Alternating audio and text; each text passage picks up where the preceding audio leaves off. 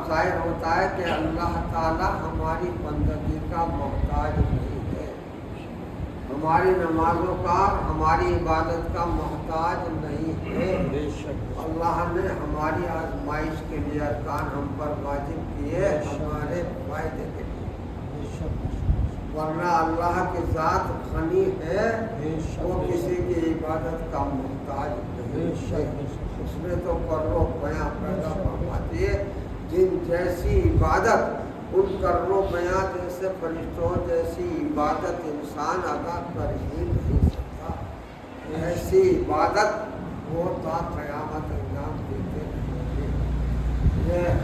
جو کچھ ہم نماز روزہ کرتے ہیں اللہ کا شکر، اس کا احسان ہے اللہ نے ہم پر ہمیں آزمانے کے لیے کہ یہ میرے بندے اطاعت گزار جن کو میں نے پیدا کیا، جن کو روزی دے رہا ہوں، رزق دے رہا ہوں، حیات دے رہا ہوں، یہ میرا شکر ادا کرتے ہیں یا نہیں،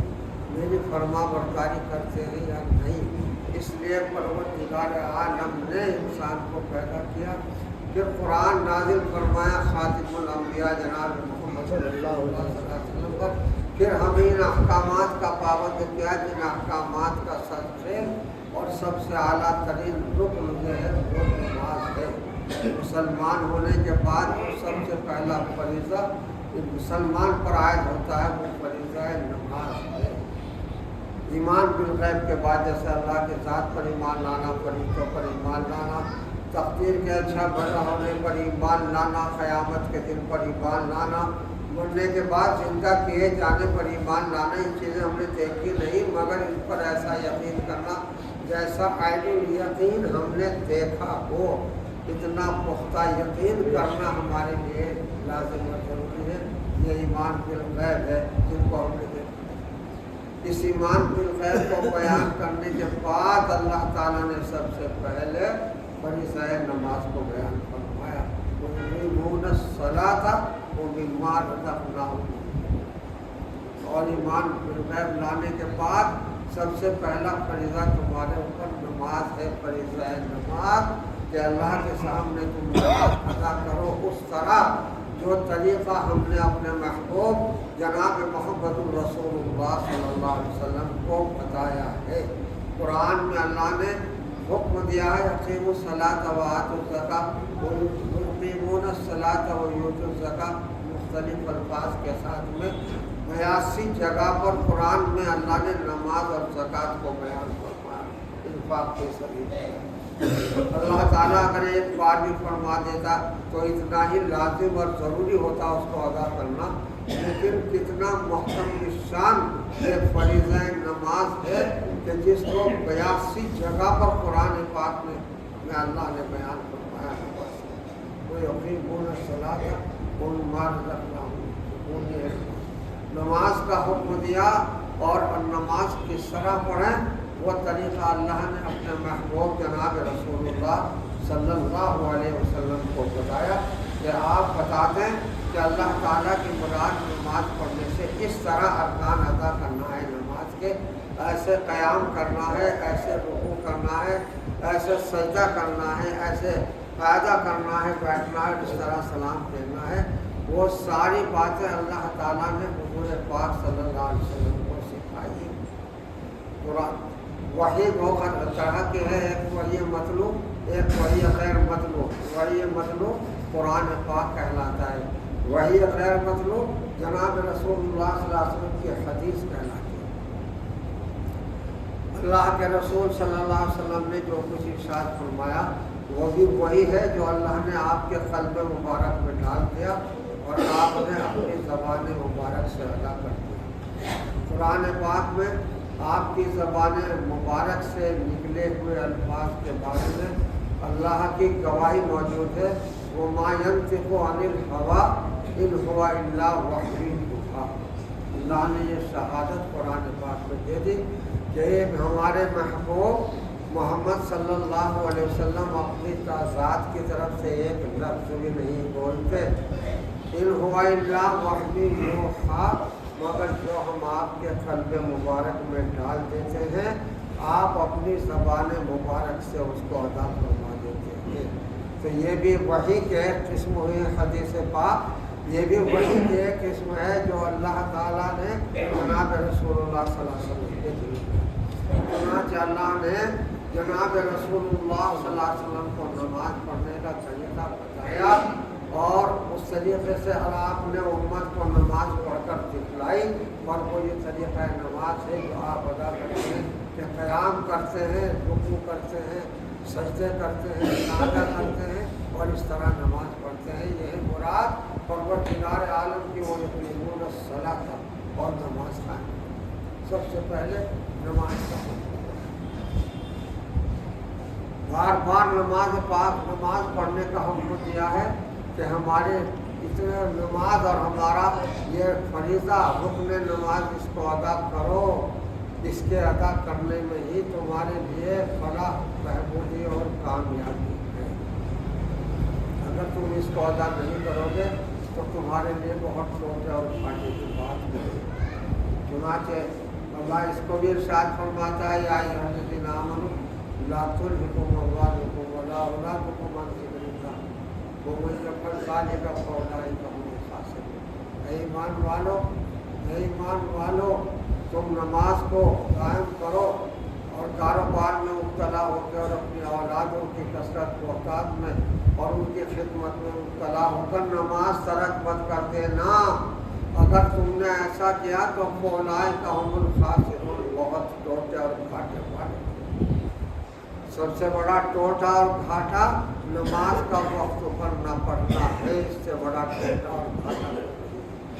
کاروبار میں لاکھوں روپے کا ٹوٹا نقصان ہو جائے، کروڑوں روپے کا ہو جائے، اربوں روپے کا ہو جائے، وہ نقصان نماز نہ پڑھنے کے میں ہونے والے نقصان سے بڑھ کر نہیں ہے۔ کوئی نقصان نماز نہ پڑھنے سے ہونے والے نقصان سے بڑھ کر نہیں ہے، یہ قرآن پاک نے صاف الفاظ میں بیان فرما دیا۔ آئے افسوس کہ آج ہم اپنے کاروباری نقصان کو نقصان سمجھتے ہیں اور نماز کے ترک کر دینے کے نقصان کی اہمیت ہماری نظر میں واقف نہیں ہے، ہماری نظر میں واقف نہیں ہے۔ یہ آج جمعے کا دن ہے، جمعے کی نماز ہے جس کا مستقلاً تذکرہ قرآن پاک میں کیا، جس شد و مد کے ساتھ جمعے کی نماز کا اعلان قرآن پاک میں کیا ہے، بقیہ 4 نمازوں کے بارے میں شد و مد کے ساتھ صریح الفاظ کے ساتھ بیان نہیں ہے جس طرح جمعے کی نماز کا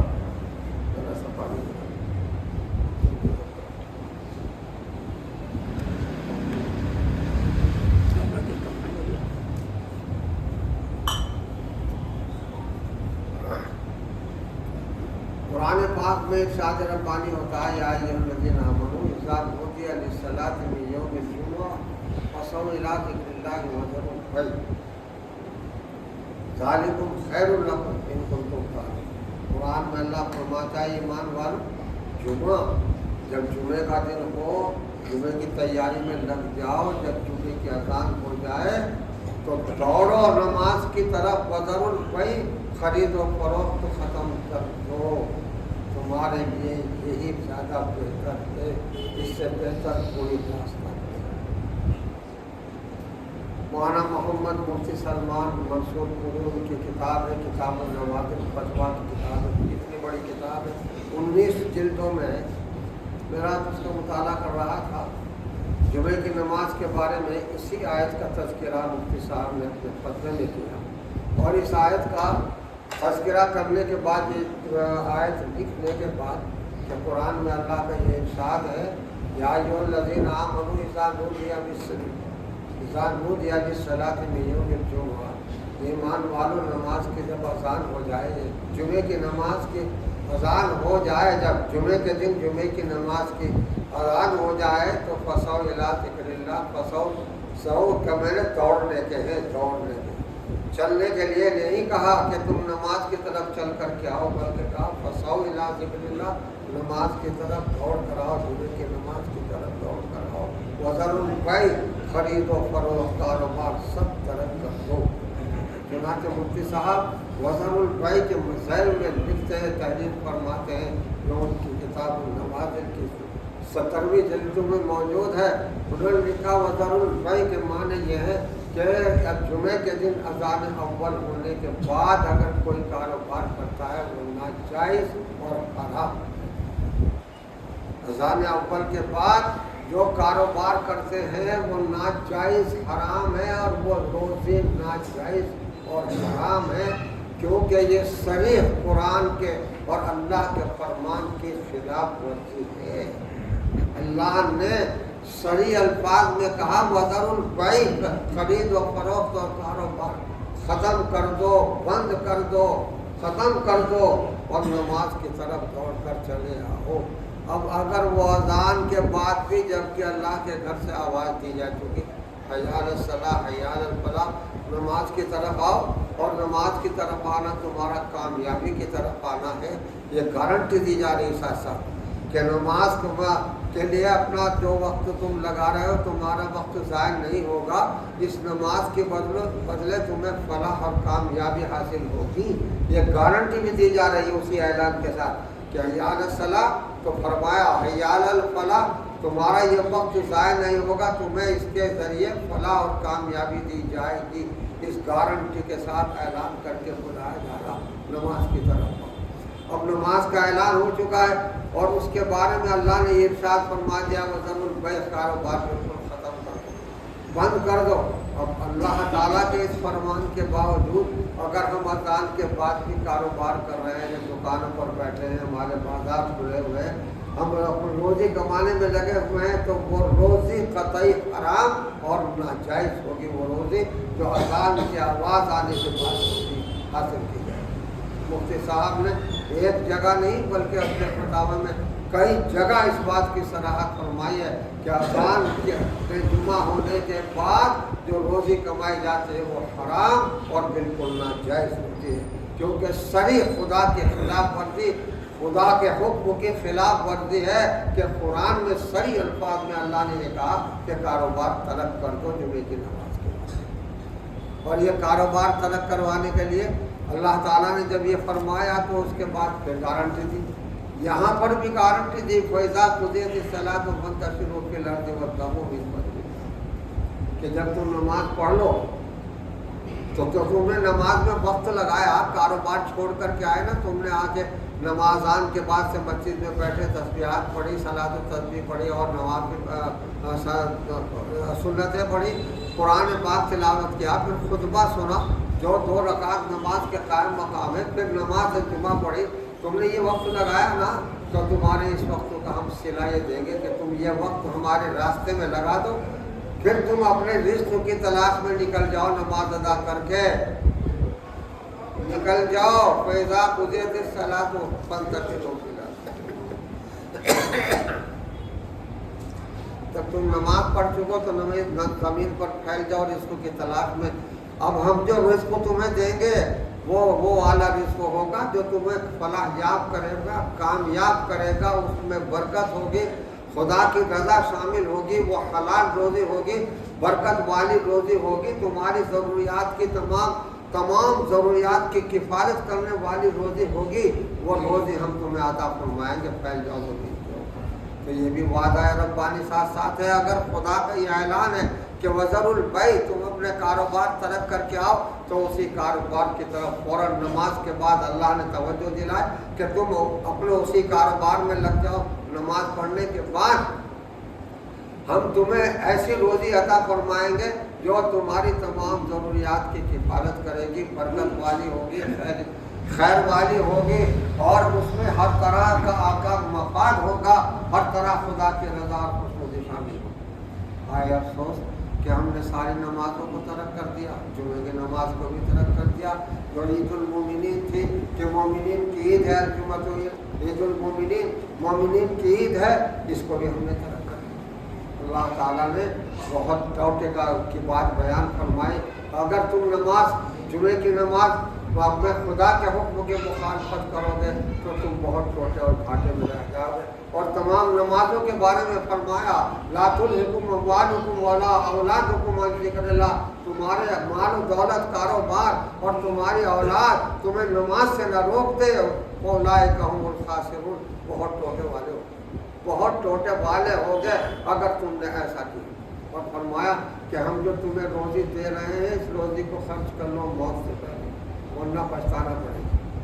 وَأَنفِقُوا مِمَّا رَزَقْنَاكُم مِّن قَبْلِ أَن يَأْتِيَ أَحَدَكُمُ الْمَوْتُ، اس سے پہلے کہ موت کا جھٹکا لگے اللہ کے راستے میں خرچ کر دو۔ یہاں سے مراد وہ زکوٰۃ نہیں جو رمضان میں آپ نے ادا کی ہے۔ رمضان میں آپ فریضہ نماز زکوٰۃ ادا کرتے ہیں، زکوٰۃ رمضان کے لیے فرض نہیں، زکوٰۃ کو ساتھ گزرنے کے بعد رمضان زکوٰۃ کا ادا کرنا لازم ہے۔ آپ اپنے اس لالچ میں کرتے ہیں کہ رمضان میں 70 گنا ثواب ملے گا، ورنہ رمضان کوئی زکوٰۃ کا مہینہ ہی نہیں، رمضان تو روزوں کا مہینہ اور قرآن کا مہینہ ہے۔ آپ چونکہ اللہ نے یہ بشارت دی کہ 70 گنا ثواب ہوگا تو آپ نے رمضان کو مخصوص کر لیا تھا زکوٰۃ کے لیے۔ اور کس طرح مخصوص کر لیا کہ اللہ نے مخصوص نہیں کیا تھا، اللہ نے جو یہ کہا تھا تمام سال میں جب بھی تمہارے مال پر سال گزر جائے زکوٰۃ کا نکالنا لازم ہے، اللہ نے کہا تھا، آپ نے رمضان کو مخصوص کر لیا۔ اور اس طرح مخصوص کر لیا کہ رمضان میں دینے کے بعد آپ کا یہ عقیدہ بن گیا کہ 11 مہینے میں اگر کوئی حاجت مند آپ کے پاس جاتا ہے تو آپ کہتے ہو تو رمضان میں دے دیا ہم نے،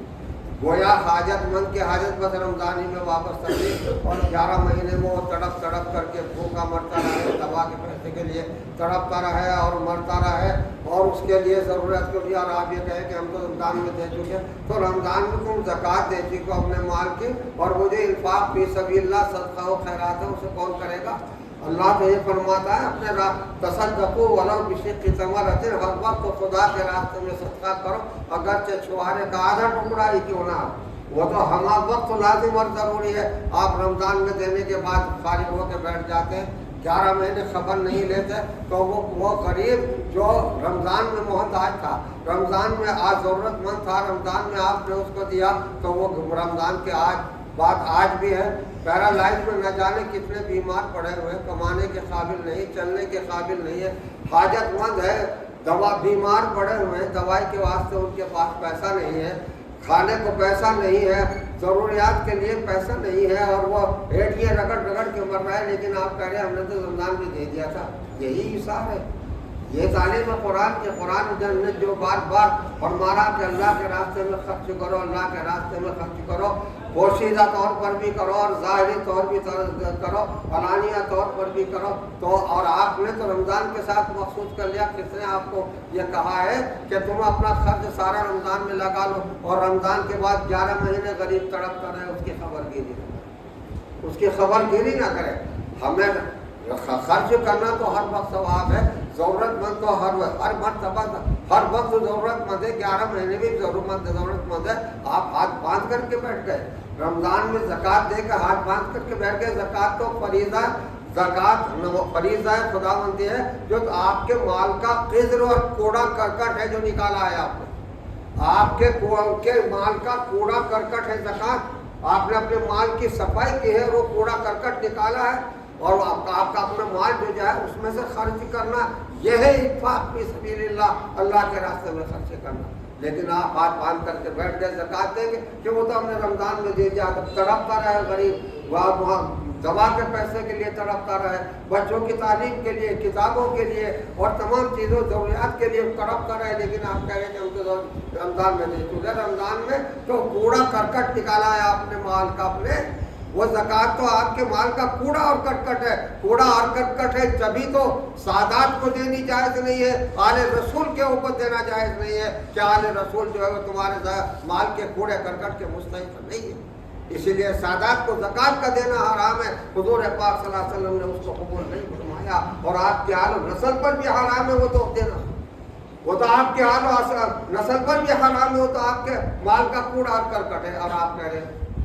بہت محتاج بیچارے جن کے فون آ رہے ہیں، مجھ سے سوال کرتے ہیں کہ امام صاحب کیا رمضانی میں پیٹ لگا ہوا ہمارے پیٹ نہیں ہے، ہماری اب ضرورت نہیں ہے، دوا کو پیسے نہیں ہے، کھانے کو چائے کو پیسے نہیں ہے، کتابوں کو پیسے نہیں، پریشان حال ہے۔ تو بھائی یہ تو آپ کی اپنی غلطی ہے کہ آپ نے خود مخصوص کر لیا زکوٰۃ کے لیے رمضان، قرآن نے نہیں کیا۔ قرآن نے تو یہ کہا جب تمہارے پاس مال پر سال گزر جائے جب اس کا حق ادا کرنا ضروری ہے، چاہے جب گزر جائے۔ آپ نے اپنے لالچ میں کہ ہمیں 70 گنا ثواب ملے گا اس لیے اس کو مخصوص کر لیا ہے، ورنہ رمضان زکوٰۃ کا مہینہ نہیں، رمضان روزے کا اور قرآن کا مہینہ ہے۔ تو بہرحال وہ غریب جو مستحق ہے، جو ایڈیا رگڑ رہا ہے آج علاج کے لیے اسپتالوں میں،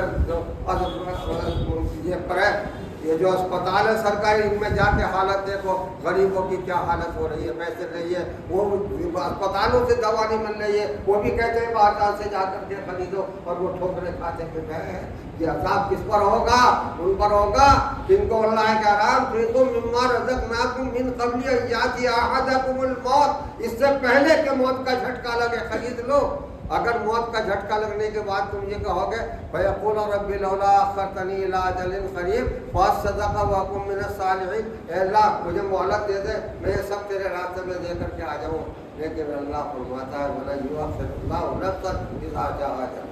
یاد رکھو اللہ فرماتا ہے جب موت کی وہ گھڑی پہنچ جائے گی تو ایک سیکنڈ نہ پہلے اور نہ بعد میں اب نہیں ٹلے گی، اب کفے افسوس ملتے رہو، اس سے کوئی فائدہ نہیں ہوگا۔ من قبل ان یاتی احدکم الموت، اللہ فرماتا ہے ہم تو تمہیں ڈرا چکے تھے کہ موت سے پہلے خرچ کر لو، تم نے نہیں دھیان دیا اس پر، تم نہیں ڈرے اور تم نے اس پر دھیان نہیں دیا، تو اب مہلت نہیں ملے گی۔ وَلَنْ يُؤَخِّرَ اللَّهُ نَفْسًا إِذَا جَاءَ أَجَلُهَا، جب وہ موت کا وقت آ جائے گا تو ایک نفس، ایک لمحہ اور ایک سیکنڈ کی بھی مہلت نہیں ملے۔ اللہ تعالیٰ ہم سب کو نماز وغیرہ سارے ارکان ادا کرنے کی توفیق عطا فرمائے، اور غریبوں کا بھلا کرنے کی بھی اللہ ہمیں توفیق عطا فرمائے۔ صلی اللہ علیہ وسلم۔